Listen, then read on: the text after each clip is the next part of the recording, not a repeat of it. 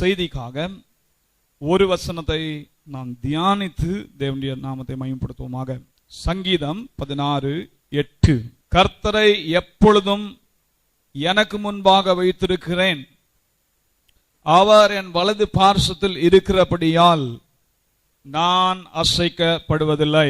ஆண்டவர் தாமே இந்த வசனத்தின் மூலமாக தேவன் நம்மோடு இடைப்படுவாராக. ஜெபிப்போம்.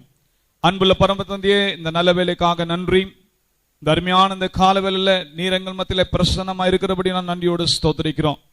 ஆண்டவரே, நீர் எங்கள் மத்தியில உள்ளாவி கொண்டிருக்கிறதுக்காக நன்றி அப்பா. நம்முடைய வார்த்தையின் மூலமாக எங்களோடு பேசுகிற தேவன் அல்லவா. ஆண்டவரே, ஒரு விஷயம், இன்றைக்கும் நாங்கள் உம்முடைய வசனத்தை தியானிக்கும் பொழுது எங்களோடு நீர் பேசுவீராக. எங்களுடைய மனக்கண்களை நீர் திறந்தருளும்படியாக ஜெபிக்கிறோம். ஆண்டவரே, உம்முடைய வார்த்தையில் அடங்கியிருக்கிற ரகசியங்களை நாங்கள் அறிந்து கொள்ள எங்களுக்கு கிருபை தாங்க. உம்முடைய வசனத்துக்கு உடனுக்குடன் கீழ்ப்படிய உதவி செய்யுங்க. எங்கள் காதுகளை விருத்த சேதனம் பண்ணுங்கப்பா. எங்களுடைய இதயத்தை விருத்த சேதனம் பண்ணுவீராக. நீர் அப்படியே செய்வீர், அதற்காக நன்றி. இந்த வேலையிலே முற்றிலுமாய் எங்களை தாழ்த்தி அர்ப்பணிக்கிறோம். அடியனை மறைத்து நீ வெளிப்படுவீராக. நீர் அப்படியே செய்ததுக்காக ஸ்தோத்திரம். இயேசு கிறிஸ்துவின் விலையேறப்பட்ட நாமத்தில் இந்த ஜெபத்தை ஏறெடுக்கிறோம் நல்ல பிதாவே, ஆமென். சங்கீதம் 16:8 நாம் வாசித்தோம். இந்த 8ஆம் வசனத்திலே தாவீது ஒரு அருமையான வார்த்தையை உபயோகப்படுத்துகிறார். அந்த வார்த்தையை தான் வைத்து இன்றைக்கு உங்கள் மத்தியில தேவனுடைய செய்தியை கொடுக்க இருக்கிறேன். அவர் சொல்லுகிறதை சற்று கவனியுங்கள். அவர் என் வலது பார்சத்தில் இருக்கிறபடியால் நான் அசைக்கப்படுவதில்லை. நான் அசைக்கப்படுவதில்லை. இந்த பதத்தை தான் உங்கள் முன்பாக வைக்க விரும்புகிறேன். நான் அசைக்கப்படுவதில்லை. தாவீது சொல்றது என்ன? என்னை யாராலையும் வீழ்த்தவே முடியாது, நான் அசைக்கப்படவே மாட்டேன். எவ்வளவு அருமையான உறுதியான விசுவாசம் பார்த்தீங்களா? எவ்வளவு உறுதியான நம்பிக்கை பார்த்தீங்களா?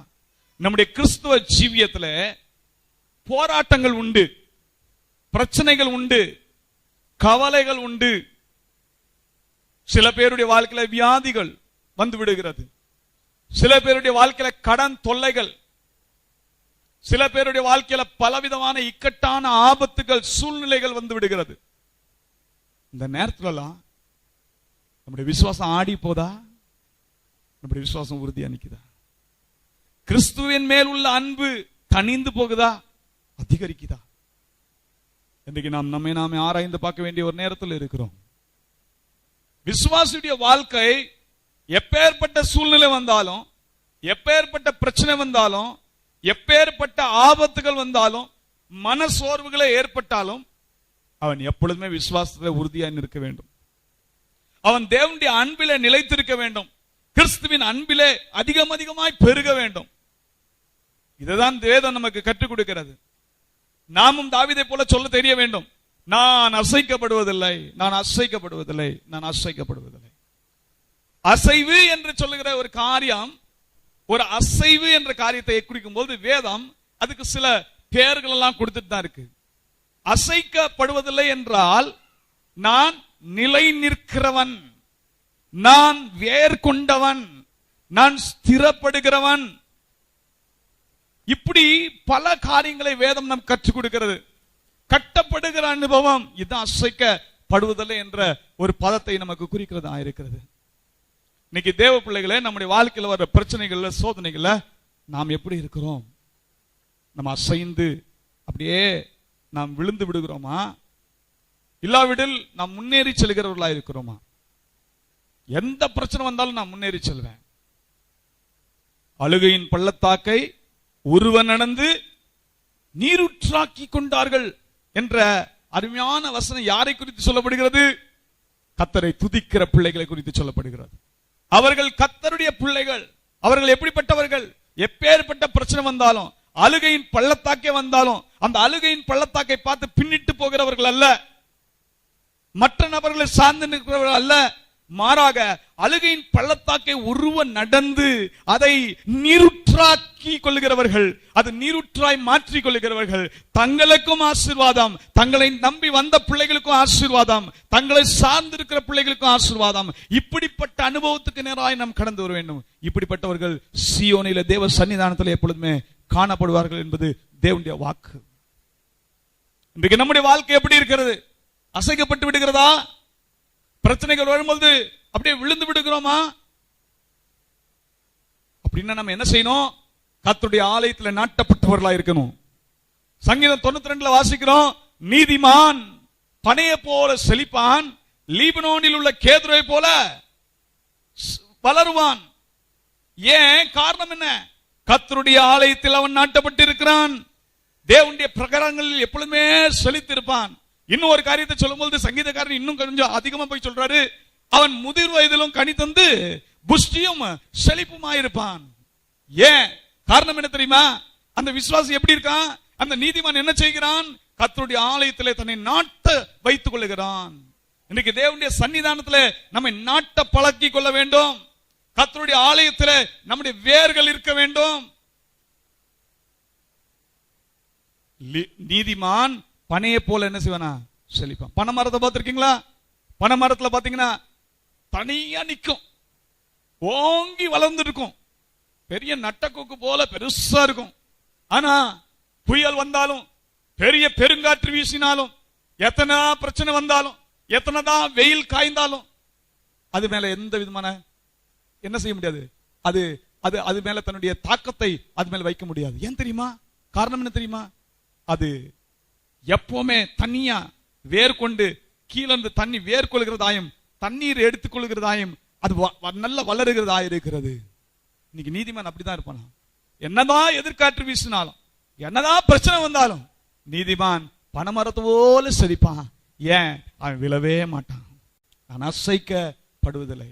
அப்போஸ்தலனாகிய பவுல் கர்த்தரை அறிகிற அறிவிலே நாளுக்கு நாள் வளர்ந்தபடியினாலே, அப்போஸ்தலனாகிய பவுல் நாளுக்கு நாள் கர்த்தருடைய அன்பிலே நிலைத்திருந்தபடியினாலே, கர்த்தருடைய கிருபையே சார்ந்து கொண்டு ஜீவித்தபடியினாலே அவருடைய வாழ்க்கையில் அநேக போராட்டங்கள், பிரச்சனைகள் வரதான் செய்தது. பிரச்சனைகள் வராம இல்லவே இல்ல. அவருடைய வாழ்க்கையில பிரச்சனைகளை நீங்கள் பாத்தீங்கன்னா பயங்கரமான பிரச்சனைகள் வந்துச்சு. சுவிசேஷ ஊழியத்தின் நிமித்தமாக பல உபத்திரவங்களை சகிக்க வேண்டியதா இருந்தது. சோதனைக்கு மேல் சோதனை வந்தது. மரணங்கள், வேதனைகள் எல்லாம் அவருக்கு ஏற்பட்டது. அவர் நேசித்த பிள்ளைகளுடைய மரணங்கள்லாம் ஏற்பட்டு இருக்கிறது. அவருடைய சரீரத்தில் பர்வத்திரங்களை சகிக்க வேண்டியதா இருந்தது. அதனாலதான் அப்போஸ்தலனாகிய பவுல் என்ன சொல்றாரு? கொஞ்சம் 1 கொரிந்தியர் 15ஆம் அதிகாரத்துல 30ஆம் வசனம், அதனுடைய 31ஆம் வசனத்துல ஒரு காரியத்தை உங்களுக்கு சுட்டி காட்ட விரும்புகிறேன். அதில் சொல்லப்படுகிறது, நாங்களும் ஏன் எந்நேரமும் நாசமோசத்திற்கு ஏதுவாயிருக்கிறோம், நான் அனுதினமும் சாகிறேன். பாருங்க அவருடைய அனுபவத்தை பாத்தீங்களா? எப்படிப்பட்ட போராட்டம் பாத்தீங்களா? என் நேரத்திலும் நாங்க என்ன செய்யறோம்? நாசமோசத்துக்கு ஏதுவா இருக்கிறோம். மரணம் பக்கத்துல இருக்கு, எப்பவுமே செத்துக்கொண்டே இருக்கிறோம். யா அப்படிப்பட்ட போராட்டம். ஆனா அப்படிப்பட்ட போராட்டத்தின் மத்தியிலும் வாழ்ந்த பவுல் என்ன சாட்சி கூறுகிறார்? கொஞ்சம் அதிகம் கவனிச்சுவோமே.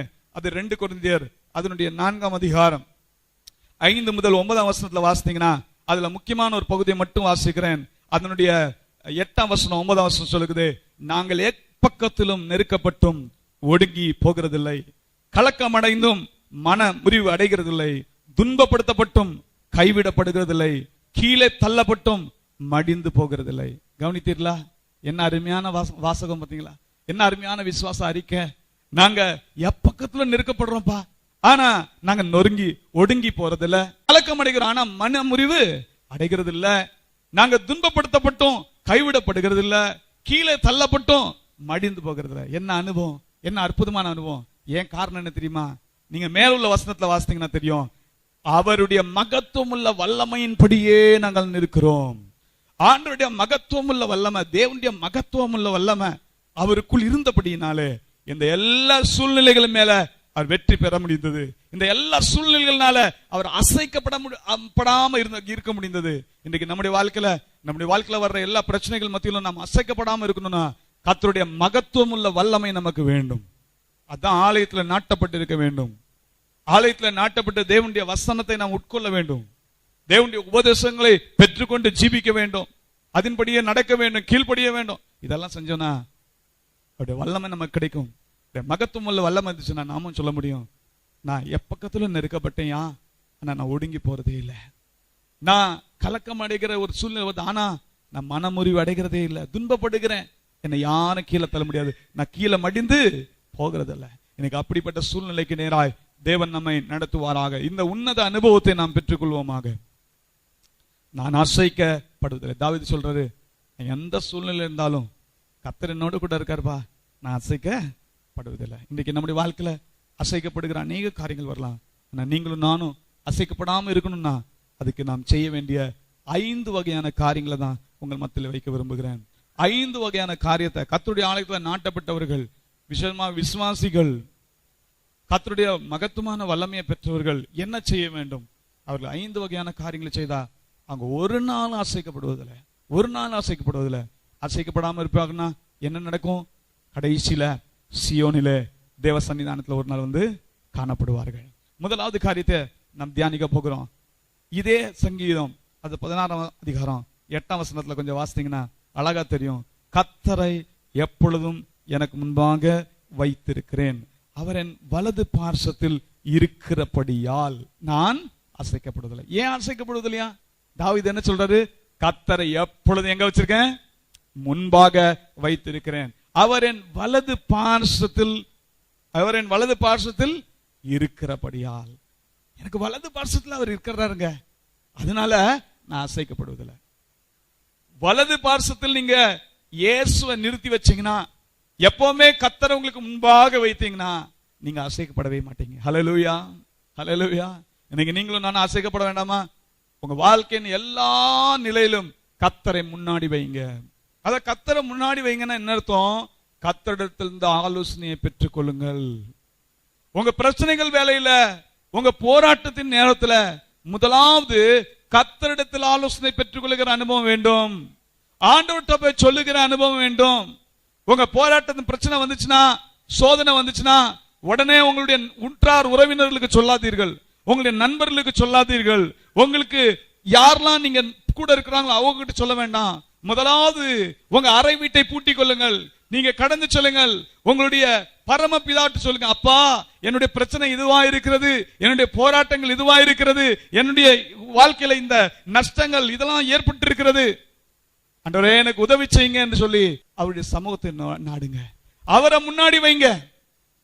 தாவீதுடைய வாழ்க்கையில பலவிதமான யுத்தங்கள் நடத்த வேண்டிய சூழ்நிலை வந்தது.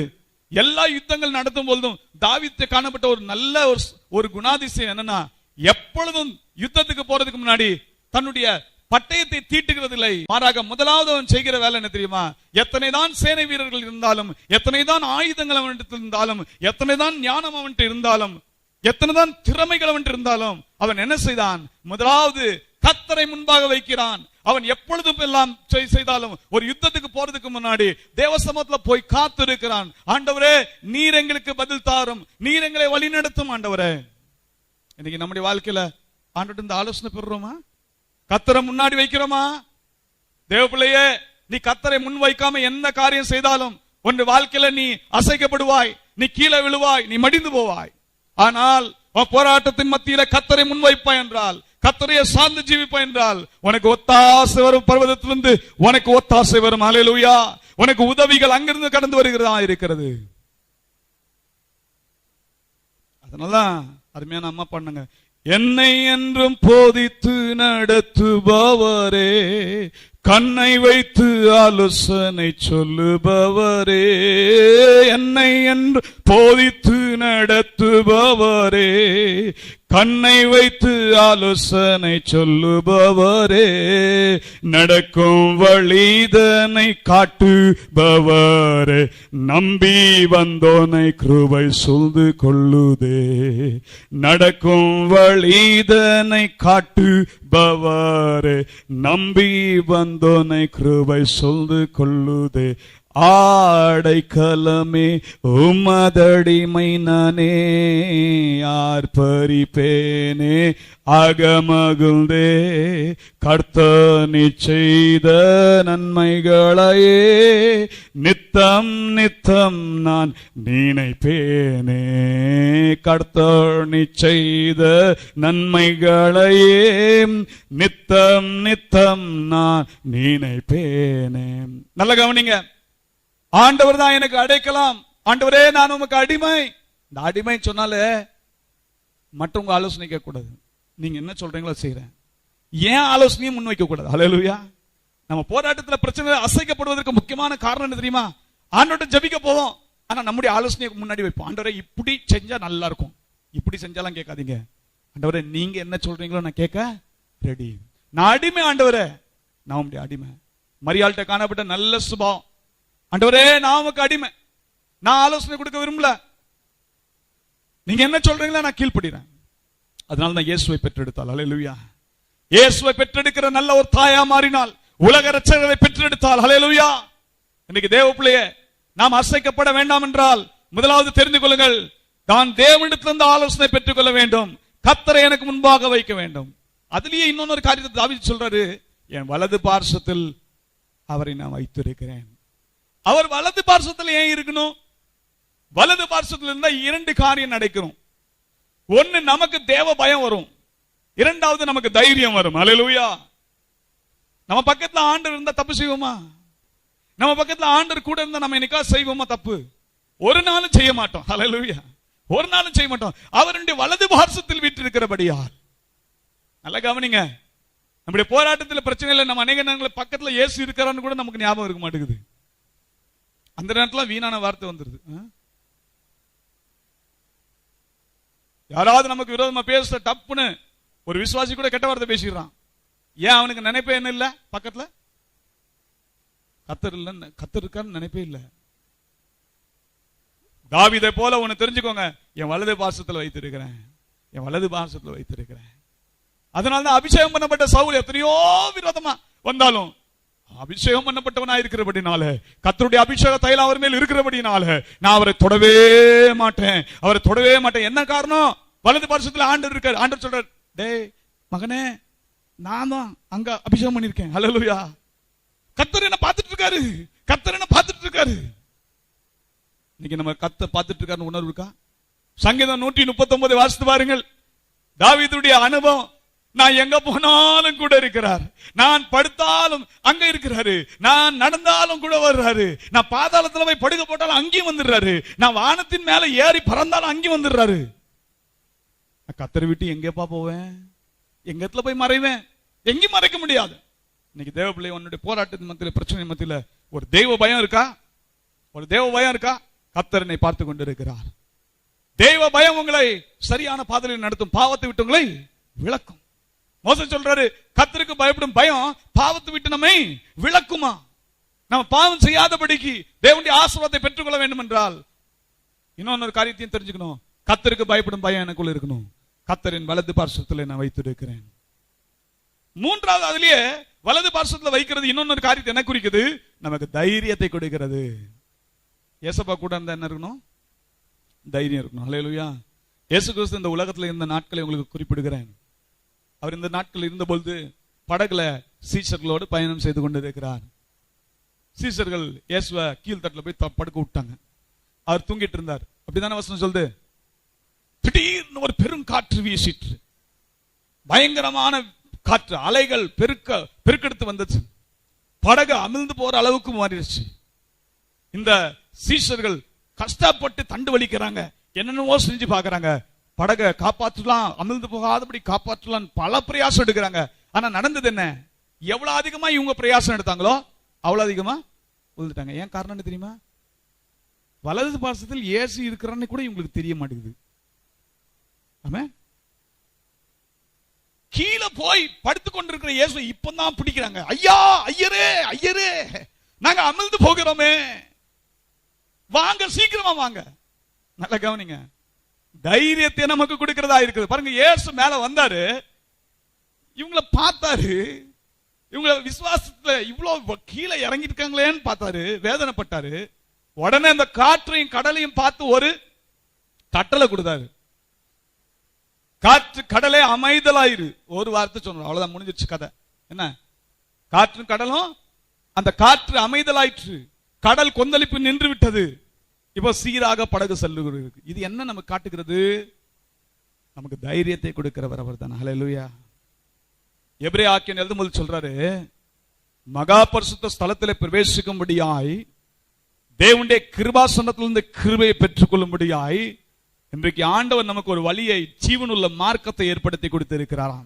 என்ன மார்க்கம் அது? ஆண்டவராகிய இயேசு கிறிஸ்துவின் ரத்தம் அதை நமக்கு தந்திருக்கிறது. அந்த ரத்தத்தை ஜீவ மார்க்கத்தை ஏற்படுத்தினவர் நம்ம கையில ஒரு காரியத்தை கொடுத்திருக்கிறாரு. அது என்ன? ஆண்டவராகிய இயேசு கிறிஸ்துவின் ரத்தம். அது என்ன தருகிறது? மகா பரிசுத்த ஸ்தலத்துக்குள் பிரவேசிக்கும்படியான தைரியத்தை கொடுக்கிறதா. ஹல்லேலூயா! ஒரு தைரியத்தை கொடுக்கிறார். இன்னைக்கு தேவ பிள்ளையே, நீங்களும் நானும் வெற்றியுள்ள வாழ்க்கை வாழ வேண்டுமா? பிரச்சனைகள் அசைக்கப்படாம இருக்கணுமா? தேவன் நமக்கு மகா பரிசுத்த ஸ்தலத்தை வைத்திருக்கிறார். அந்த மகா பரிசுத்த ஸ்தலத்தில் தேவ கிருபாசனம் உண்டு. அந்த கிருபாசனத்தில் தேவன் நமக்கு கிருபை அளவில்லாமல் கொடுக்க விரும்புகிறார். இன்றைக்கு தேவன் அதற்குள் பிரவேசித்து கிருபையை பெற்றுக் கொள்ளும்படியாய் நமக்கு என்ன செய்திருக்கிறார்? இயேசுவின் ரத்தத்தை கொடுத்திருக்கிறார். ஆட்டுக்குட்டியானவன் ரத்தத்தை கொடுத்திருக்கிறார். அது நமக்கு தைரியத்தை கொடுக்கிறதா இருக்கிறது. ஹல்லேலூயா! நீங்க நீங்களும் நானும் அந்த தைரியத்தோடு முன்னே செல்வோம். ஹல்லேலூயா! முதல் காரியத்தை சொன்னேன், கர்த்தரை முன் வைக்கிறதுனா கர்த்தரிடத்திலிருந்து ஆலோசனை பெற்றுக் கொள்வது. அவரை நம்முடைய வலது பார்சத்தில் வைக்கிறதுனா தெய்வ பயத்தோடு ஜீவிக்கிறது. கர்த்தரை பார்த்து கொண்டிருக்கிறார் என்ற உணர்வு நமக்குள் இருக்க வேண்டும். அது மட்டுமல்ல, அது நமக்கு தைரியத்தையும் கொடுக்கிறது. அந்த தைரியத்தினாலே நாம் என்ன செய்ய முடியும்? மகா பரிசுத்த ஸ்தலத்துக்குள்ள பிரவேசித்து தேவனிடமிருந்து கிருபையை பெற்றுக்கொள்ள முடியும். நம்முடைய பிரச்சனைகள்ல வெற்றி காண முடியும். அசைக்கப்படாமல் இருக்க முடியும். இரண்டாவது ஒரு முக்கியமான காரியத்தை சொல்ல விரும்புகிறேன். நாம் அசைக்கப்பட வேண்டாம் என்றால் என்ன செய்யணும்? வாசிக்கலாம். சங்கீதம் 62 அதனுடைய 2ஆம் வசனம், அதனுடைய 6ஆம் வசனம். இங்கே தாவீது ராஜா சொல்லுகிறார், அவரே என் கன்மலையும் என் இரட்சிப்பும் என் உயர்ந்த அடைக்கலமா இருக்கிறார், நான் அசைக்கப்படுவதில்லை. எப்போங்க நீங்க அசைக்கப்பட மாட்டீங்க? கன்மலையாகிய இயேசுவுக்குள் நீங்கள் காணப்படும் பொழுதுதான் நீங்க அசைக்கப்பட மாட்டீங்க. கன்மலையாகிய இயேசு கிறிஸ்துவின் மேல் உங்க வாழ்க்கை கட்ட நீங்க பழகி கொள்ளுங்கள். கன்மலையாகிய இயேசு கிறிஸ்துவுக்குள் உங்களை வைத்துக் கொள்ளுங்கள். அப்பொழுதுதான் நீங்கள் அசைக்கப்படாமல் இருக்க முடியும். தாவீது சொல்றார், அவரே என் கன்மலையும், கர்த்தாவே நீதான் என் கன்மலை, நீதான் எனக்கு இரட்சிப்பு, நீதான் எனக்கு உயர்ந்த அடைக்கலம், நான் அசைக்கப்படுவதில்லை, நான் அசைக்கப்படுவதில்லை. அருமையான அப்போஸ்தலனாகிய பவுல் கொரிந்திய சபைக்கு எழுதும்போது தன்னுடைய 1ஆம் நிருபத்தில் அதனுடைய 10ஆம் அதிகாரம் 4ஆம் வசனத்தில் சொல்கிறார், இயேசுவே அந்த கன்மலை. நன்றாக அறிந்து கொள்ளுங்கள், இன்றைக்கு நமக்கு ஒரு நித்திய கன்மலை உண்டு, நமக்கு ஒரு பிளவுண்ட கன்மலை உண்டு. அந்த கொல்கதா மலையிலே நமக்காக பிளக்கப்பட்ட ஒரு கன்மலை, அது ஆண்டவராகிய இயேசு கிறிஸ்துவே. இன்றைக்கு நமக்கு நல்ல ஒரு கன்மலை உண்டு. அந்த கன்மலை நமக்கு பாதுகாப்பு கொடுக்கிறது. அந்த கன்மலை நமக்கு இரட்சிப்பை கொடுக்கிறது. அந்த கன்மலை நமக்கு உயர்ந்த அடைக்கலமா இருக்கிறது. மறந்து விடாதீர்கள், உங்க பிரச்சனையின் மத்தியில நீங்கள் தனியாக இல்லை, உங்கள் போராட்டத்தின் மத்தியில நீங்கள் தனியாக இல்லை. உங்களுக்கு ஒரு பாதுகாப்பு உண்டு, உங்களுக்கு ஒரு அடைக்கலம் உண்டு, உங்களுக்கு ஒரு இரட்சிப்பு உண்டு. ஏன் தெரியுமா? நீங்கள் உங்கள் வாழ்க்கையை கிறிஸ்து என்னும் கன்மலைக்குள்ளே நீங்கள் வைத்திருக்கிறீர்கள்.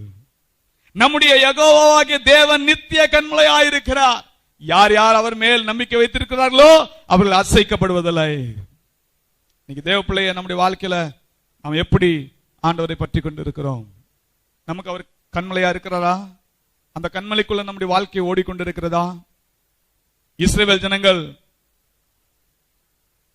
எகிப்தின் அடிமைத்தனத்தில் விடுதலையாகி வனாந்திர யாத்திரையிலே கடந்து சென்று கொண்டிருந்தார்கள்.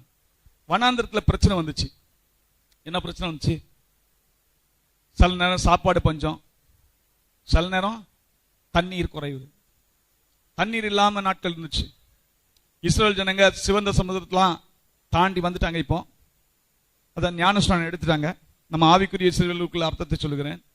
நாமும் ஞானஸ்நானம் பெற்றுவிட்டோம். கரெக்ட்னா? அதே போல இஸ்ரவேல் ஜனங்களை மேகஸ்தம்பம் மூலமாக தேவன் நடத்தி வந்தார். மேகம் அவர்களை மூடிற்று. அதே நம்ம தேவன் இன்றைக்கு ஆவிக்குரிய இஸ்ரவேலாகிய நம்மை பரிசுத்த ஆவியினால் அபிஷேகம் பண்ணினார். நமக்கு பரிசுத்த அபிஷேகம் கிடைச்சிச்சா? உண்மைதானா? நல்ல கவனிப்போம். ஞானஸ்நானம் எடுத்தோம், பரிசுத்த ஆவியின் அபிஷேகம் பெற்றுட்டோம். ஆனா பிரச்சனை நேரத்தில் ஏன் அசைக்கப்படுறீங்க? போராட்ட நேரத்தில் ஏன் அசைக்கப்படுறீங்க? இப்போ உங்க வாழ்க்கை புது வாழ்க்கை ஆரம்பிச்சிருச்சு. யாரோட? இயேசுவோடு உங்க வாழ்க்கை ஆரம்பித்து விட்டது. அன்றைக்குள்ள இஸ்ரவேலருடைய வாழ்க்கையிலும் இந்த போராட்டங்கள் இருந்துச்சு. இன்னைக்குள்ள ஆவிக்குரிய இஸ்ரவேலாகிய நமக்கும் போராட்டங்கள் உண்டு, பிரச்சனைகள் உண்டு, சோதனைகள் உண்டு. அன்றைக்கு அவர்கள் ரெவிதீம் என்ற இடத்துல வந்தபொழுது தண்ணீர் இல்லாம போச்சான். தண்ணீர் இல்லாம போன உடனே ஒரே சண்டை. ஏன்னா ஜனங்கள் தண்ணீர் தவனமா இருந்தார்களாம். இன்னைக்கு கூட நம்ம அநேக நேரங்கள்ல ரட்சிக்கப்படுறோம், பரிசுத்தாவின் அபிஷேகத்தை பெற்றிருக்கிறோம், உயர்ந்த ஐஸ்வர்யத்தை வச்சிட்டு இருக்கோம். ஆனா கூட சண்டை போடுறது இல்ல. அழிந்து போற ஐஸ்வர்யத்தின் மேலதான் கண் இருக்கு. பிதாவுக்கும் இயேசுக்கும் இணைப்பா இருக்கிற அந்த ஐஸ்வர்யத்தை நம்ம கவனிக்கவே இல்லை. சுவிசேஷத்தின் அந்த ஐஸ்வர்யத்தை கவனிக்கவே இல்லை. ஆண்டவர் நம்முடைய இவ்வளவு அழகா ரட்சித்து அவருடைய பிள்ளையா மீட்டெடுத்து இருக்கிறாரே, அந்த பெரிய பாக்கியத்தை எண்ணி பார்க்கிறதே இல்லை. கர்த்தர் என்னை இந்த பாவத்திலிருந்து சாபத்திலிருந்து மீட்டெடுத்தாரே, அவர் என்னுடைய வாழ்வை நடத்த அவர் வல்லமையுள்ளவராயிருக்கிறார் என்ற ஒரு நம்பிக்கையும் இல்லை. என்ன செய்யறோம்? சண்டை போடுறோம். ஃபர்ஸ்ட் ஒருத்தர் சண்டை போட்டுக்கிறோம். அதுக்கப்புறம் யார்கிட்ட சண்டை போடுறோம்? தேவனால் அபிஷேகம் பண்ணப்பட்ட மோசையோட ஆரோனோடும் சண்டை போடுறோம். தேவனுடைய ஊழியக்காரரோட சண்டை போடுறோம். ஏயா எங்களை அழைத்து வந்தீர்? அந்த நேரத்தில் தான் இப்படி முறுமுறுத்து கொண்டிருக்கும் போது தான் இஸ்ரவேல் ஜனங்க முறுமுறுத்து கொண்டிருக்கும் போது மோசைட்ட ஆண்டவர் சொன்னார், மோசையே உன் கையில கோல் கொடுத்துருக்கேன்ல, எடுத்துட்டு போ. அங்க ஒரு கண்மலை இருக்கு, மூப்பரோட போ. அங்க போய் என்ன செய்? அந்த கண்மலைய அடி. கண்மலையை அடிச்சனா தண்ணீர் புறப்பட்டு வரும், ஜனங்களுடைய தாகம் தீர்க்கப்படும். அதே நம்ம கண்மலையை அடிச்சாங்க, கண்மலையில இருந்து என்ன இருந்துச்சு? தண்ணீர் புறப்பட்டு வந்துச்சு, எல்லாருடைய தாகமும் தீர்க்கப்பட்டது. நல்ல கவனிங்க, நம்முடைய வாழ்க்கையில் அநேக நேரங்களில் பரிசுத்தாவின் அபிஷேகத்தையும் ஞானஸ்நானத்தையும் பெற்றுட்டோம், ஆண்டவருடைய கிருபாவரங்களை பெற்றிருக்கிறோம். ஆனா கூட எத்தனை முறை நாம் முறுமுறுக்கிறோம், எத்தனை தடவை இந்த உலகத்தின் காரியத்துக்காக ஆண்டவரை துக்கப்படுத்துகிறோம்.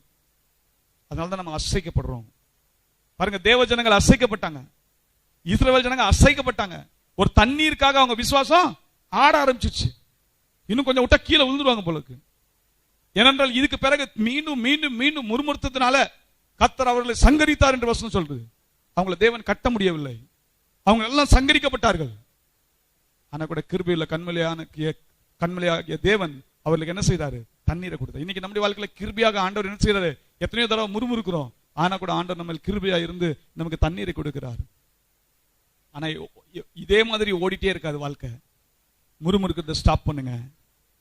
நீங்களும் நானும் மோசையை போல கற்றுக்கொள்ள வேண்டும். மோசையுடைய வாழ்க்கையை அதை திருப்பி பார்ப்பேன். இஸ்ரவேல் ஜனங்க கண்மலையா தேவன் கொடுத்தாரு, ஆனா மீண்டும் மீண்டும் முறுமுறுத்தாங்களாம், மீண்டும் பிற்பாடு முறுமுறுத்தார்களாம் தண்ணீருக்காக. திருப்பி ஆண்டவர் மோசையோட பேச வேண்டியதா இருந்துச்சு. கண்மலையை பார்த்து பேசுன்னு சொன்னாரு, ஆனா மோசை போட்டு அடிச்சிட்டாரு. ஆனா மோசையுடைய அனுபவத்தை உங்களுக்கு சொல்கிறேன். ஆண்டவர் மோசையை மேல மலையில கூட்டி சென்றார். அவனுக்கு கட்டளைகளை எழுதிலாம் கொடுத்தார். எத்தனையோ, அதாவது தேவ சமூகத்துல இருந்த நாட்கள் அந்த நேரம். அப்பதான் உடனே ஆண்டவர் சொன்னார், என் ஜனங்கள், நீ வழி நடத்தி வந்த ஜனங்கள் என்ன ஆயிட்டு? விக்கிரக ஆராதனைக்கு அடிமையாகி என்னை விட்டு தூரம் போறாங்க, நீ கீழே இறங்குன்னு சொல்லிட்டாரு.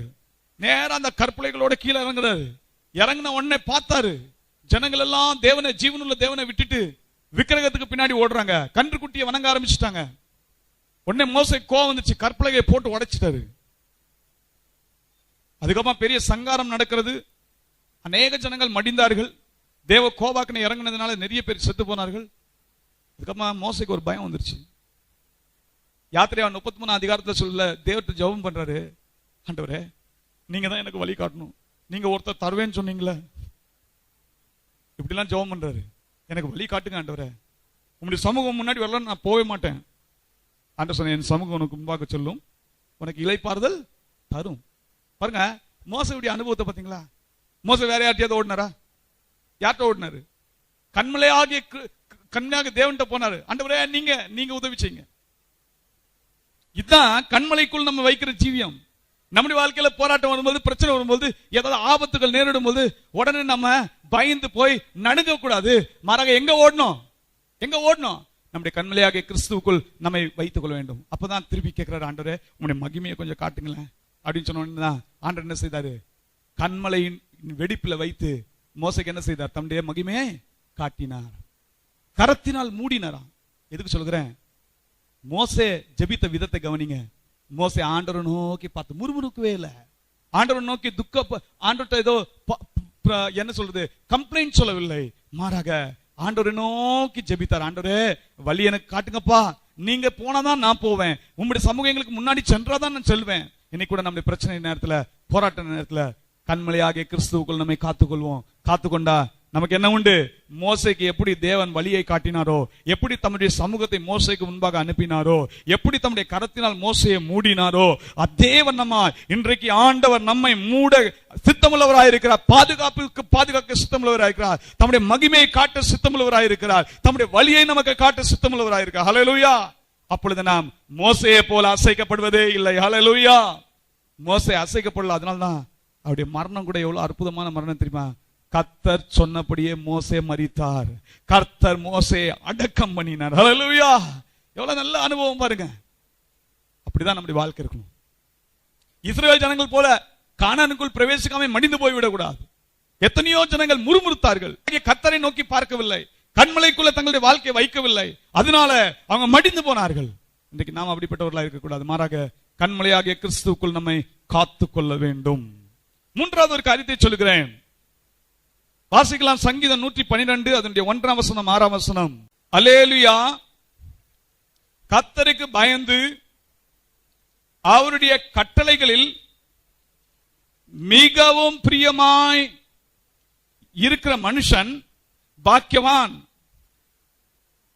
அவன் என்றென்றைக்கும் அசைக்கப்படாதிருப்பான். நீதிமான் நித்திய கீர்த்தி உள்ளவன். நல்ல கவனிங்க. இங்க ஒரு காரியத்தை வாசிக்கிறோம். அவன் என்றென்றைக்கும் அசைக்கப்படாமல் இருப்பானான். அந்த நபர் தான் யார்? அந்த மனிதன் தான் யார்? சங்கீதக்காரன் சொல்றாரு, கர்த்தருக்கு பயந்து அவருடைய கட்டளைகளில் மிகவும் பிரியமாய் இருக்கிற மனுஷன் தான் அந்த மனுஷன். நல்ல கவனிங்க. நீங்க கர்த்தருக்கு பயந்து அவருடைய கட்டளைகளுக்கு கீழ்ப்படுகிறீர்களா? நீங்கள் அசைக்கப்படுவதில்லை. நீதிமான் நித்திய கீர்த்தி. அப்ப நீதிமான்னா யார்? நீதிமான்னா கர்த்தருக்கு பயப்படுகிற மனுஷன், கர்த்தருடைய கட்டளைகளுக்கு கீழ்ப்படுகிற மனுஷன். நீதிமொழிகள் அதனுடைய 10ஆம் அதிகாரம் 30ஆம் வசனத்தை கொஞ்சம் வாசிங்க. நீதிமான் என்றும் அசைக்கப்படுவதில்லை, துன்மார்க்கர் பூமியில் வசிப்பதில்லை. நீதிமான் என்றைக்கும் அசைக்கப்படுவதில்லையா, துன்மார்க்கர் பூமியில் வசிப்பதில்லை. அப்படின்னா அவங்களுடைய கூடாரம் நிர்மலமாகும் என்று அர்த்தம்.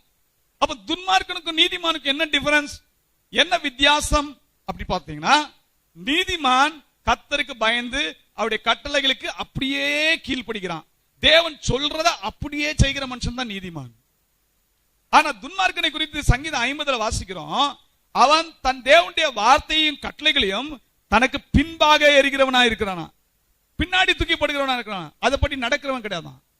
ஆண்டவருடைய வார்த்தை சொல்றா அது கீழ்ப்படிய மாட்டான்.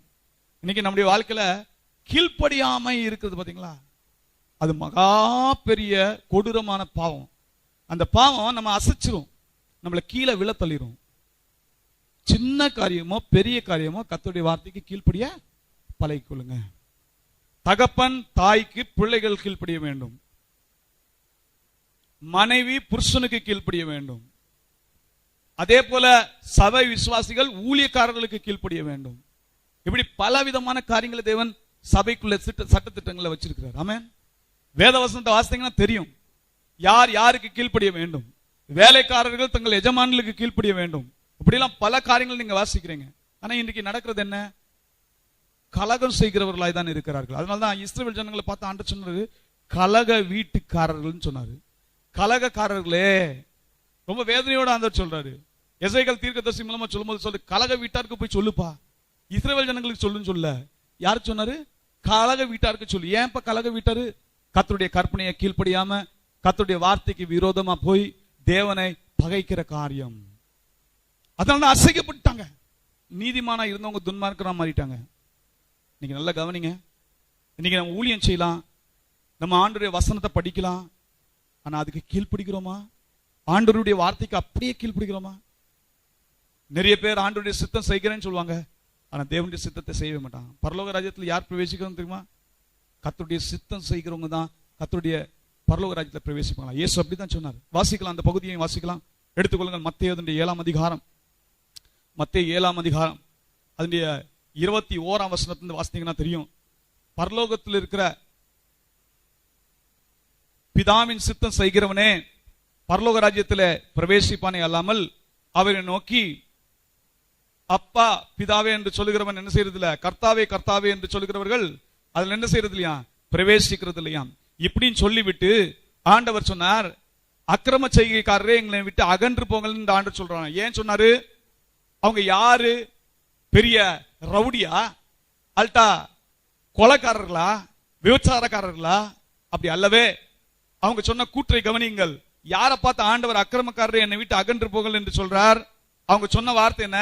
அந்த ஜனங்கள் சொன்னாங்க, கர்த்தாவே கர்த்தாவே உமது நாமத்தினாலே தீர்க்க தரிசனம் உரைத்தோம் அல்லவா, உமது நாமத்தினாலே பிசாசுகளை துரத்தினோம் அல்லவா, உமது நாமத்தினாலே அநேக அற்புதங்களை செய்தோம் அல்லவா. அப்படின்னா இவங்க யாரு? தீர்க்கதரிசி. இவங்க யாரு? பிசாச ஓட்டுறவங்க. இவங்க அற்புத சுகமளிக்கும் ஊழியர்கள். நல்ல கவனிங்க. ஆனா இவங்க கிட்ட காணப்பட்ட ஒரு பெரிய ஒரு பாவம் என்ன தெரியுமா? கீழ்ப்படியாமை என்னும் பாவம். என்ன பாவம்? கீழ்ப்படியாமை. கர்த்தருடைய வார்த்தைக்கு கீழ்ப்படியவே இல்லை. அதனாலதான் ஆண்டவர் சொல்றாரு, அக்கிரம செய்கைக்காரரை. கொஞ்சம் கீழே உள்ள வசனத்தை 24ஆம் வசனத்துல இருந்து வாசிக்கலாம். ஆகையால் நான் சொல்லிய இந்த வார்த்தைகளை கேட்டு இவைகளின்படி செய்கிறவன் எவனோ அவனை கன்மலையின் மேல் தன் வீட்டை கட்டின புத்தியுள்ள மனுஷனுக்கு ஒப்பிடுவேன். பெருமழை சொரிந்து பெருவெள்ளம் வந்து காற்று அடித்து அந்த வீட்டின் மேல் மோதியும் அது விழவில்லை, ஏனென்றால் அது கண்மணியின் மேல் அஸ்திபாரம் போடப்பட்டிருந்தது. நான் சொல்லிய இந்த வார்த்தைகளை கேட்டு இவைகளின்படி செய்யாதிருக்கிறவன் எவனோ அவன் தன் வீட்டை மணலின் மேல் கட்டின புத்தி இல்லாத மனுஷனுக்கு ஒப்பிடப்படுவான். பெருமழை சொரிந்து பெருவெள்ளம் வந்து காற்று அடித்து அந்த வீட்டின் மேல் மோதின போது அது விழுந்தது, விழுந்து முழுவதும் அழிந்தது என்றார். நல்ல கவனிங்க. இயேசு இந்த வார்த்தைகளை சொல்றதுக்கு முன்னாடி சொன்னாரு, பரலோக ராஜ்யத்துல தேவனுடைய சித்தத்தை செய்யறவன் தான் பரலோக ராஜ்யத்தை பிரவேசிப்பான்பா. ஆனா கர்த்தருடைய ஊழியம் செய்கிறேன், கர்த்தருடைய வார்த்தையை நான் படிக்கிறேன், கர்த்தருடைய சமூகத்தில் ஜெபிக்கிறேன் என்று சொல்லுகிறவர்கள் போக மாட்டார்கள். அவர்களை பார்த்து ஆண்டவர் அக்கிரம செய்கைக்காரர் என்று சொல்கிறார்கள். யார் யாரெல்லாம் கர்த்தருடைய வார்த்தைக்கு கீழ்ப்படியாமல் இருக்கிறார்களோ, அதான் பிற்பாடு உள்ளதுல காரணத்தை கூறுகிறார். என்னுடைய வார்த்தைக்கு யார் கீழ்ப்படுகிறார்களோ அவர்களை நிலைத்திருப்பார்கள், அவர்களை அசைக்கப்படாமல் இருப்பார்கள். சொல்றாரு, என் வார்த்தைக்கு கீழ்ப்படிஞ்சா கன்மலையின் மேல் தன் வீட்டை கட்டின ஒரு புத்தியுள்ள மனுஷன் என்று சொல்கிறார். ஆனா யார் யாரெல்லாம் தேவனுடைய வார்த்தைக்கு கீழ்ப்படியாம தங்களுடைய சித்தத்தின்படி செய்கிறார்களோ அவங்களை எப்படி சொல்றாரு? மணலின் மேல் தங்கள் வீட்டை கட்டின ஒரு புத்தி இல்லாத மனுஷனுக்கு ஒப்பிடுகிறார். பெருமழை வந்ததா, பெருங்காற்று வீசினதா, கண்மலையின் மேல் தன் வீட்டை கட்டினவன் நிலைத்திருந்தான். ஆனா மணலின் மேல் தன் வீட்டை கட்டினவன் அழிந்தே போயிட்டான். நல்ல கவனிங்க. நம்ம அசைக்கப்படாம இருக்கணும்னா இன்னொரு காரியத்தை கவனிப்போம். கர்த்தருடைய கட்டளைக்கு அப்படியே கீழ்ப்படிவோம், கர்த்தர் சொல்றபடியே ஜீவிப்போம். அப்படி ஜீவித்தோம்னா கர்த்தர் நம்முடைய வாழ்க்கையில பெரிய காரியங்களை செய்கிறவராய் இருக்கிறார். பாருங்க, இன்னொரு காரியத்தை, ஒரு அருமையான உதாரணத்தை உங்களுக்கு சொல்லணும்னா 1 சாமுவேல் 15ஆம் அதிகாரத்தில் வாசிப்பீர்கள் என்றால் ராஜாவாகிய சவுலை குறித்து நம்ம வாசிக்கிறோம். இஸ்ரவேலுக்கு தேவன் கொடுத்த முதல் ராஜா யார் தெரியுமா? சவுல் ராஜா தான். அந்த சவுல் ராஜா தேவன் அவ்வளவு அழகாக உயர்த்தி தேவன் ஆசீர்வதித்தார். ஆனா அந்த சவுல் ராஜாவை ஏற்படுத்தின நோக்கத்தையும் ஆண்டவர் சாமுவேல் தீர்க்கதரிசி மூலமாக இந்த 1 சாமுவேல் 15ஆம் அதிகாரத்தில் சொல்கிறார். சாமுவேல் சவுலை பார்த்து சொன்னாரு, நான் தான் உன்னை அபிஷேகம் பண்ணேன். எதற்காக? ஆண்டவன் அபிஷேகம் பண்ணதுக்கு ஒரு நோக்கம் உண்டு. அது என்னது? அமலேக்கியர்களை முற்றிலுமாய் சங்கரிப்பாயாக. இதுக்காக தான் நான் உன்னை என்ன வச்சிருக்கேன்? ராஜாவா ஏற்படுத்தி இருக்கிறேன். ஏன்? ஆண்டவருடைய சிங்காசனத்துக்கு விரோதமா அமலேக்கியனுடைய கை இருந்துச்சான். இன்னொன்னு, தேவ ஜனங்களுடைய வழி அவன் மரித்தானாம். இன்றைக்கு ஆண்டவர் சொல்றாரு, தேவ பிள்ளைகளுடைய வழியை மரித்த அந்த அமலேக்கியனை என்ன செஞ்சிரு? முற்றிலுமாய் சங்கரித்து விடு, ஒண்ணு கூட பாக்கி இருக்க கூடாது. தேவனுடைய சிங்காசனத்துக்கு விரோதமாய் கரம் உயர்த்தின அந்த அமலேக்கியனை என்ன செஞ்சிரு? சங்காரம் பண்ணுன்னு சொன்னாரு. ஆனா இவன் என்ன திரும்ப செஞ்சான்? செய்கிறேன்னு சொல்லிட்டு போனவன் முழுமையா செய்யவே இல்லை. அமலேக்கியனுடைய ராஜாவை காப்பாத்திட்டான். நல்ல அருமையான நல்ல புஷ்டியான எருதுகளையும் அங்க ஆடு மாடுகளையும் வச்சுக்கிட்டான். ஆண்டவர் சொன்னதுல பாதி தான் செஞ்சான், பாதி செய்யல. உடனே ஆண்டவர் என்ன சொன்னாரு? சாமுவேல் தீர்க்கதரிசி சொன்னாரு, நான் சவுல ராஜா வைக்கிறதுக்காக விசனப்படுறேன்பா, அவன் என் வார்த்தையை கீழ்ப்படியவே இல்லை. சாமுவேல் அனுப்புறாரு. சாமுவேல் போய் சவுல்கிட்ட சொல்றவனே சவுல் ஒத்துக்கவே இல்லை. நான் கீழ்ப்படிஞ்சானே. அப்பதான் இதெல்லாம், இந்த சத்தம் எனக்கு எப்படிப்பா கேட்குது? இந்த ஆடுகளின் சத்தமும் இது எனக்கு எப்படி கேட்குது? இந்த ராஜா இங்க இருக்கானே, நீ எங்க முற்றிலும் சங்கரித்தாய்? செய்யலையே. அப்பதான் சொன்னாரு, பலியை பார்க்கலும் கீழ்ப்படிதல் உத்தமம்பா, செவி கொடுத்தல் தான் உத்தமம். நீ அது செய்த இது செய்த ஆண்டவருக்காக இது வைத்து ஆண்டவருக்காக பலி செலுத்துவதற்காக இந்த ஆடெல்லாம் மிச்சம் பண்ணு சொல்றதெல்லாம் அது ஏற்றுக்கொள்வதற்கு ரெடியாக இல்லப்பா. நீ கர்த்தருடைய வசனத்தை கீழ்ப்படியாம போனதுனால அந்த 1 சாமுவேல் 15 அதிகாரத்தை வாசித்து பாருங்க. அதனுடைய 15 அதிகாரத்தினுடைய 26 வசனம் 28 வசனம் சொல்லுது. சாமுவேல் தீர்க்கதரிசி சொல்றாரு, சவுலே உன் ராஜ்யபாரத்தை தேவன் நீக்குகிறார், உன்னுடைய ராஜ்யபாரத்தை உன்கிட்ட பிடுங்கி இப்போ உன்னுடைய தோழனாகிய இன்னொரு தேவ மனுஷன் கையில கொடுக்க போறாரு, அதான் தாவீது கையில ஒப்பு கொடுக்க போறாரு என்று சொல்லி அங்கே ஒரு தீர்ப்பை கூறிவிட்டார். சவுலை ராஜாவாக தேவன் ஏற்படுத்தினார். ஆனா சவுலோ தன்னுடைய சிங்காசனத்தை காத்துக்கொள்ள முடியவில்லை. அவனுடைய வாழ்க்கை அசைந்தது. காரணம் என்ன? தேவனுடைய வார்த்தைக்கு அப்படியே கீழ்ப்படியாமல் போனான். பாதி வரைக்கும் கீழ்ப்படிஞ்சான், ஆனா பாதி கீழ்ப்படியாமல் போயிட்டான். ஆண்டருக்கு எப்படிப்பட்ட கீழ்ப்படிதல் தேவை தெரியுமா? 100% ஒபீடியன்ஸ் ஆண்டருக்கு தேவாய். முழுமையான ஒரு கீழ்ப்படிதல். ஆண்டர் சொல்றத மாறுத்திரம் சொல்லாம அப்படியே கடைபிடிக்கிற ஒரு குணத்தை தேவன் விரும்புகிறார். அப்படிதான் தாவீது இருந்தாராம். தாவீது தேவனுக்கு கீழ்ப்படிந்தார். தாவீது சிங்காசனம் நிலைத்திருக்கிறது, இன்னைக்கும் நிலைத்திருக்கிறது. ஹல்லேலூயா, இன்னைக்கும் நிலைத்திருக்கிறது. அதனால்தான் பிற்பாடு நீங்க ராஜாக்களின் புத்தகம் 4ஆம் புத்தகத்தில் வாசித்தீங்கன்னா ஆண்டவர் சில ராஜாக்களை குறித்து பேசும்பொழுது அவங்களுக்கு நற்சாட்சி சொல்லும் பொழுது எப்படி திரும்ப சொன்னாரு? தாவீதை போல அவன் தேவனுக்கு கீழ்ப்படிந்தான். தாவீதை போல அவன் செம்மையா செய்யவில்லை. கம்பாரிசன் பண்ணும்போது யாரோட பண்றாருன்னா தாவீதோட பண்றாரு. ஹல்லேலூயா. நீங்க 4ஆம் புத்தகம் ராஜாக்கள் புத்தகம் வாசிங்க. ஆண்டவர் ஒரு மனிதனை வைத்து மற்றவங்களை தரம் பார்க்கிறார். அது யார்? தாவீது. ஏன் தெரியுமா? தாவீது கர்த்தருக்கு பயந்து அவருடைய கற்பனைகளுக்கு கீழ்ப்படிந்தான். அதனால ஆண்டவருக்கு பிரியமான ஒரு மகனா இருந்தான். தேவனுடைய இருதயத்துக்கு ஏற்ற மனுஷனா இருந்தான். அதனால அவனுடைய சிங்காசனம் இன்றைக்கும் நிலை நிற்கிறதா இருக்கு. தாவீதுடைய சிங்காசனம் ஒரு நாளும் காலியாவே இருக்காதான். ஆண்டவர் சொன்னாரு, அந்த வாக்கின்படியே நடந்து கொண்டிருக்கிறது. ஹல்லேலூயா. மூன்றாவது ஒரு காரியம், நாம் அசைக்கப்படாமல் இருக்க வேண்டும் என்றால் கர்த்தருக்கு பயந்து அவருடைய கற்பனைகளுக்கு கீழ்ப்படிய வேண்டும். 4வது ஒரு காரியத்துக்கு நேரா வருவோம். நீதிமொழிகள் 12ஆம் அதிகாரம் 3ஆம் வசனம். துன்மார்க்கத்தினால் மனுஷன் நிலைவரப்படான், நீதிமான்களுடைய வேரோ அசையாது. அப்ப என்னங்க? வேர் கொண்ட ஜீவியம் உனக்கு தேவை. நீ அசைக்கப்படாமல் இருக்கணும்னா வேர் கொண்ட ஜீவியம் தேவை. நீதிமானுடைய வேரோ அசையாது. ஹல்லேலூயா. இன்னைக்கு நீங்களும் நானும் வேர் கொண்ட ஜீவியம், அதாவது கிறிஸ்து இயேசுவுக்குள் வேரூன்றி நாம இருக்க வேண்டும். வேரூன்றி இருக்கிற ஜீவியம் நமக்கு தேவை. யார் யாரெல்லாம் கிறிஸ்துவுக்குள் தங்களை வேரூன்றி பண்றாங்களோ அவங்க தான் என்ன பிரச்சனை வந்தாலும் அவங்களால தாக்கு பிடிக்க முடியும், அதை எதிர்கொள்ள முடியும், வெற்றி பெற முடியும். எப்படி நாம வேர்கொள்ள முடியும்? இன்னொரு வசனத்தையும் வாசிப்போம். கொலோசியர் அதனுடைய 2ஆம் அதிகாரம் 6ஆம் வசனம் 7ஆம் வசனத்துல அப்போஸ்தலனாகிய பவுல் நமக்கு ஒரு நல்ல ஆலோசனை கொடுக்கிறார் பாருங்க. கிறிஸ்துவை ஏற்றுக்கொண்டா மட்டும் பத்தாதான், அதுக்கு செய்ய வேண்டிய ஒரு காரியம் உண்டு. வாசிக்கலாம். கொலோசியர் 2ஆம் அதிகாரம் 6ஆம் வசனம் 7ஆம் வசனம். ஆகையால் நீங்கள் கர்த்தராகிய இயேசு கிறிஸ்துவை ஏற்றுக்கொண்டபடியே, நல்ல கவனிங்க, கர்த்தராகிய இயேசு கிறிஸ்துவை நம்ம எல்லாரும் ஏற்றுக்கொண்டிருக்கிறோம், உண்மைதான். ஆனா அதனால நம்ம அசைக்கப்படாம இருப்போம் சொல்லக்கூடாது. ஆனா அதுக்கு அசைக்கப்படாம இருக்கணும்னா என்ன செய்யணும் என்று சொல்லி பவுல் இங்க நமக்கு அருமையான ஆலோசனை கொடுக்கிறார். வாசிக்கலாம். அவருக்குள் இயேசுவை ஏற்றுக்கொண்டதோடு இருக்கக்கூடாது, அவருக்குள் வேர் கொண்டவர்களாகவும் அவர் மேல் கட்டப்பட்டவர்களாகவும் அவருக்குள் நடந்து கொண்டு நீங்கள் போதிக்கப்பட்டபடியே விசுவாசத்தில் உறுதிப்பட்டு ஸ்தோத்திரத்தோட அதிலே பெருகுவீர்களாக. கவனிச்சீங்களா? நீங்க உங்க வாழ்க்கையில வர்ற ஆவிக்குரிய போராட்டத்துல பிரச்சனையில அசைக்கப்படாம இருக்கணும்னா இங்க பவுல் சொல்லுகிற அருமையான ஒரு அறிவுரை, ஆலோசனை, கட்டளை என்று சொல்லலாம். ஆலோசனை காட்டிலும் சொல்வேன், கட்டளை என்று சொல்வேன். ஏன்னா இது கர்த்தர் இப்படிதான் நடக்க வேண்டும் என்று நமக்கு கற்றுக் கொடுக்கிறார். கர்த்தராகிய இயேசு கிறிஸ்துவை விசுவாசித்தா மட்டும் போதாது, மாறாக அவருக்குள் வேர் கொண்ட அனுபவம் நமக்கு தேவை. அவருக்குள் கட்டப்படுகிற அனுபவம் நமக்கு தேவை. அவருக்குள் நாம் நடந்து கொள்ள வேண்டும். இப்படி நம்ம செய்து நாம் போதிக்கப்பட்டபடியே ஸ்தோத்திரத்தில் என்ன செய்யணுமா? அதுல பெருக வேண்டும். அப்படின்னா நம்ம எப்படிங்க வேர் கொள்ள முடியும்? உபவாசத்தினாலும் ஜபத்தினாலும் வேத வாசிப்பு மற்றும் தியானிக்கிறது மூலமாக நாம் கிறிஸ்துவில் என்ன செய்யலாம்? வேர் கொள்ளலாம். அப்ப ஒவ்வொரு நாளும் நீங்க நல்ல வேதத்தை வாசிக்கிறீங்களா? தியானிக்கிறீங்களா? நல்ல கவனிங்க, 2 காரியத்தை சொல்றேன். வேத வசனத்தை வாசிக்கிறதோட நின்று விடாதீர்கள், வேத வசனத்தை தியானிங்க. நீங்க படிக்கிற பகுதியிலே ஆண்டவர்கிட்ட கேளுங்க, ஆண்டவரே என் மனக்கண்களை திறந்துள்ளமப்பா, உம்முடைய வசனத்துல அடங்கி இருக்கிற ரகசியங்களை எனக்கு வெளிப்படுத்தும் அப்படின்னு சொல்லி கேட்டுட்டு படிங்க. படிச்சுட்ட உடனே பாருங்க, ஆண்டவர் உங்களோட பேசுறத நீங்க பார்க்க முடியும். அந்த வசனத்தை வைத்து தியானியுங்கள்.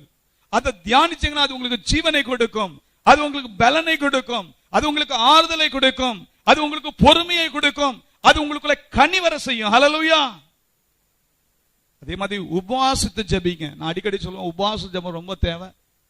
விசுவாசிகள் உபவாச ஜெபம் எடுக்கலன்னா ஆவிக்குரிய வாழ்க்கையில வேர் கொள்ள முடியாது, கிறிஸ்துவுக்குள் வேர் கொள்ள முடியாது. கிறிஸ்துவுக்குள் வேர் கொள்ளணும்னா உபவாச ஜெபம் ரொம்ப ரொம்ப தேவையா இருக்கிறது. அதே மாதிரி சாட்சி பகருதல். நான் என்ன போதிக்கப்பட்டீங்களோ அதை மற்றவங்களுக்கு சொல்லுங்க, அப்பதான் நீங்க வளருவீங்க. ஹல்லேலூயா. மற்றவங்களுக்கு சாட்சி சொல்லுங்க. உங்க வாழ்க்கையில நீங்க கற்றுக்கொண்ட காரியங்களை மற்றவங்களுக்கு சொல்லிக் கொடுங்க. அப்பதான் நீங்க விசுவாசத்துல இன்னும் ஊன்ற கட்டப்பட முடியும்.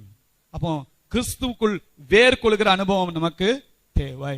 அப்ப நம்ம அசைக்கப்படுது. அதனாலதான் வசனம் சொல்லுது, நீதிமானுடைய வேறு எப்படிப்பட்டதா? நிலை நிற்கிறது. நீதிமானின் வேரோ அசையாது. அப்ப நம்முடைய வேர் அசைக்கப்படாம இருக்கணும்னா கிறிஸ்துவுக்குள் நம்ம வேர் கொள்கிற பழக்கம் இருக்கணும். ஐந்தாவது ஒரு காரியத்தோடு சொல்லி முடிக்க விரும்புகிறேன். வாசிக்கலாம். சங்கீதம் 125 அதனுடைய 1ஆம் வசனம். சங்கீதம் 125 அதனுடைய 1ஆம் வசனம். கர்த்தரை நம்புகிறவர்கள் என்றென்றைக்கும் அசையாமல் நிலைத்திருக்கும் சீயோன் பர்வதத்தை போல் இருப்பார்கள். கவனிங்க, அடுத்த ஒரு காரியம், கர்த்தரை நம்ப வேண்டும். கர்த்தரை நம்புகிறவங்க தான் அசைக்கப்படாம இருப்பாங்களாம். என்னப்பா இது? கர்த்தரை நான் நம்பாமையா இருக்கேன். கர்த்தரை நம்ப வேண்டிய விதத்துல நம்பணும். ஹல்லேலூயா. பாதி அரைக்குறைய நம்ப கூடாது, ஃபுல்லா நம்புங்க. ஃபுல்லா சந்தேகம் இல்லாம நம்புங்க. ஹல்லேலூயா. ஹல்லேலூயா. சந்தேகம் இல்லாம நம்புங்க. கடுகள விசுவாசம் சொன்னாரு, அந்த விசுவாசம் நமக்கு இருக்கணும். ஹல்லேலூயா. இங்க பாருங்க, கர்த்தரை நம்புகிறவர்கள் என்றென்றைக்கும் அசையாமல் நிலைத்திருக்கும் சீயோன் பர்வதத்தை போல இருப்பாங்க. அப்ப நீங்க கர்த்தரை நம்பினீங்கன்னா ஒரு நாள் எந்த பிரச்சனையும் உங்களை அசைக்கவே முடியாது. சீயோன் பர்வதத்தை போல நீங்கள் அசையாமல் இருப்பீர்கள். நீங்க நல்ல கவனிங்க, நம்முடைய நம்பிக்கை எப்படி இருக்குது? நாம எல்லாம் எப்படி நம்புறோம்? நமக்கு எல்லாருக்கும் தெரியும். 2 நாளாகும் 20ஆம் அதிகாரத்துல வாசித்தீங்கன்னா, யோசபாத் என்ற ஒரு ராஜா இருந்தார். இந்த யோசபாத் ராஜாவுடைய வாழ்க்கையில ஒரு பெரிய ஒரு பிரச்சனை வந்துச்சு. திடீரென்று வந்துச்சு. அதுல நீங்க 20ஆம் அதிகாரம் 1 முதல் 26ஆம் வசனம் வரைக்கும் வாசித்தீங்கன்னா அந்த சம்பவத்தை குறித்து நீங்கள் வாசிக்கிறீர்கள். பெரும் திரளான சத்துருக்களின் கூட்டம் வருகிறது. இந்த செய்தி யோசபாத்துக்கு வந்த உடனே யோசபாத்தை குறித்து வசனம் சொல்லிட்டு அவன் தட்டு பயந்து போனானா. எல்லாருக்கும் பயம் வரதான் செய்யும். திடீர்னு ஒரு பிரச்சனை வந்துச்சுன்னா என்ன செய்வீங்க? திடீர்னு ஒரு ஆபத்து வருது, திடீர்னு ஒரு வியாதி வருது, என்ன செய்வீங்க? பயம் தான் வரும். ஆனா யோசபாத் செய்த காரியம் என்ன? முதலாவது என்ன செய்தான் தெரியுமா? கர்த்தருடைய சமூகத்துல ஓடுறான், ஆண்டவருடைய சமூகத்துல போய் ஜெபிக்கிறான். ஹல்லேலூயா. கர்த்தரை நம்புறான்னு அர்த்தம். அது மட்டும் இல்ல, எல்லா ஜனங்களையும் கூப்பிட்டு உபவாச ஜெபம் போட்டான். ஹல்லேலூயா. என்ன போட்டான்? உபவாச ஜெபம் போட்டான். நல்ல உபவாச ஜெபம் போட்டு தேவ சமூகத்துல ஜெபித்தாங்க. உடனே ஆண்டவர் தம்முடைய தீர்க்கதரிசியின் மூலமாக அவர்களை திடப்படுத்தினார். ஹல்லேலூயா. நீங்க ஆண்டவர் சமூகத்தை உபவாசத்தோட ஜெபத்தோட தேடுவீங்கன்னா கர்த்தர் உங்களை தம்முடைய வார்த்தையினால் பலப்படுத்துவார். கர்த்தர் உங்களுக்கு தம்முடைய விசுவாசத்தை இன்னும் அளவில்லாமல் ஊற்றுவார். ஹல்லேலூயா. விசுவாசம் இன்னொரு வரம், ஞாபகத்தில் வைத்துக் கொள்ளுங்கள். தேவன் அளவில்லாமல் அந்த விசுவாசத்தை உங்களுக்கு ஊற்றுவார், அந்த கிருபை அதிகமாய் ஊற்றுவார். அப்படி ஊற்றுன பொழுது என்ன நடந்துச்சு? சத்ருவை இப்பொழுது எதிர்கொள்ள போறாங்க. உடனே யோசபாத் ராஜா ஒரு காரியத்தை சொல்லி கொடுத்தார். அந்த 20ஆம் வசனத்தை மட்டும் எனக்கு வாசிங்களேன். யோசபாத் ராஜா ஜனங்களை பார்த்து என்ன சொன்னார்? இப்போ பெரிய திரள் கூட்டான சேனை நின்று கொண்டிருக்கிறது, அதை எதிர்கொள்ள போகிறார்கள். அந்த எதிர்கொள்ள போகிறவர்களுக்கு முன்பாக யோசபாத் ஜனங்களுக்கு என்ன சொல்றார்? கொஞ்சம் கவனிங்க. அவர்கள் அதிகாலமே எழுந்து புறப்பட்டார்கள். புறப்படுகையில் யோசபாத் நின்று, யூதாவே, எருசலேமின் குடிகளே, கேளுங்கள், உங்கள் தேவனாகிய கர்த்தரை நம்புங்கள், அப்பொழுது ஸ்திரமடைவீர்கள். அவருடைய தீர்க்கதரிசிகளை நம்புங்கள், அப்பொழுது சித்தி பெறுவீர்கள். அப்பொழுது சித்தி பெறுவீர்கள். நல்ல கவனித்தீங்களா? அந்த வசனத்துல யோசபாத் ஜனங்களை பார்த்து உற்சாகப்படுத்துகிற காரியத்தை கவனிங்க. அவர் சொல்றாரு, நீங்க கர்த்தரை நம்புங்கள், அப்பொழுது ஸ்திரப்படுவீர்கள். நீங்கள் கர்த்தருடைய தீர்க்கதரிசிகளை நம்புங்கள், அப்பொழுது சித்தி பெறுவீர்கள். எவ்வளவு அருமையான ஒரு காரியம். அதே மாதிரி ஜனங்க நடந்தாங்க, கர்த்தரை நம்பினாங்க, கர்த்தருடைய தீர்க்கதரிசியுடைய பேச்சை கேட்டாங்க. அது மாதிரி என்ன நடந்துச்சு? இந்த சேனையை கொஞ்சம் நீங்க பாத்தீங்கன்னா இஸ்ரவேல் சேனைக்கும் மற்ற சத்ருவின் சேனைக்கும் ஒரு வித்தியாசம் இருந்துச்சு. சத்ருவின் சேனையில யார் முன்னாடி நின்றுப்பா? கமாண்டர் இன் சீஃப், சேனை தலைவன் நின்றுப்பான். அது போல முக்கியமான பராக்கிரமசாலிகள் முன்னாடி நின்றுப்பாங்க. அப்படித்தானே நின்றுப்பாங்க. பட்டயத்தை பயங்கரமா உருவினவர்கள், பயங்கரமான என்ன சொல்றது, குதிரையோடு இருக்கிறவர்கள் முன்னாடி நின்றுப்பாங்க. பெரிய யானையில வந்தவர்கள் முன்னாடி நின்றுப்பாங்க. அப்படிதான் இருந்திருக்கும். ஆனா இஸ்ரவேல் சேனையில கொஞ்சம் டிஃபரன்ஸ் என்ன தெரியுமா? இவங்க கர்த்தரை நம்பினாங்க, தீர்க்கதரிசியை நம்பினாங்க. என்ன செஞ்சாங்க? நல்ல துதிக்கிறவர்களை முன்னாடி வச்சுட்டாங்க. நல்ல வாத்தியக்காரரை மீட்டு ஆண்டவரை துதிக்கிறவங்க. அவங்க என்ன துதிச்சாங்க? கர்த்தர் நல்லவர், அவர் கிருபை என்றும் உள்ளது. கர்த்தர் நல்லவர், அவர் கிருபை என்றும் உள்ளது. கர்த்தர் நல்லவர், அவர் கிருபை என்றும் உள்ளது.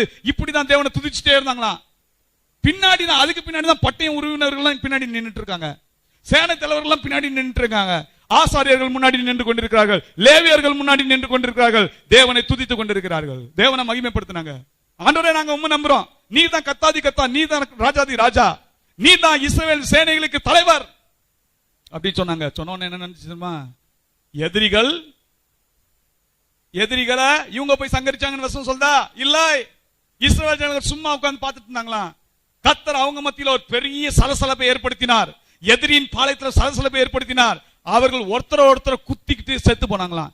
அவங்க சண்டை போடுறது வந்ததே இவங்களுக்கு விரோதமா, தேவ ஜனங்களுக்கு விரோதமா. ஆனா நடந்தது என்ன? அவங்க ரெண்டு பேரும் ஒருத்தர் பட்டயத்தால உருவ குத்தி சாகடிச்சாங்களாம். அப்படியே அவங்க எதிரியின் பாளையத்துல ஃபுல்லா சவங்கள் தான் இருந்துச்சான்.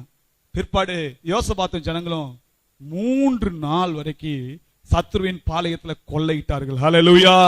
அதான் பராக்கா என்று அழைக்கப்பட்டது. ஆமென். கர்த்தர் எவ்வளவு நல்லவர் பாருங்க. ஆசீர்வாதத்தின் பள்ளத்தாக்காய் மாற்றி விட்டார்.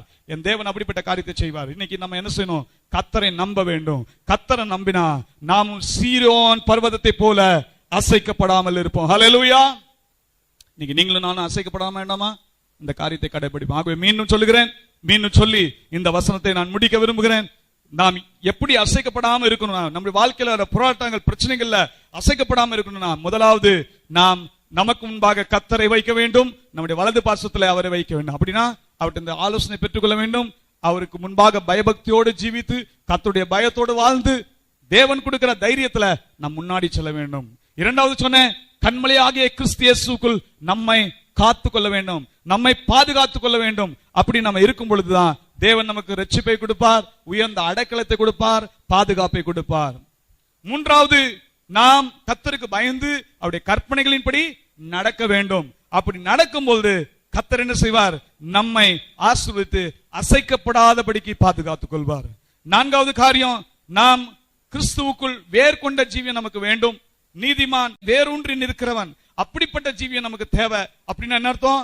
உபவாசத்தினாலும் ஜபத்தினாலும் தேவ வேத வாசிப்பு மற்றும் தியானத்தினாலும் நாம் கிறிஸ்துவுக்குள் வேர் கொள்கிற பழக்கம் நமக்கு வேண்டும்.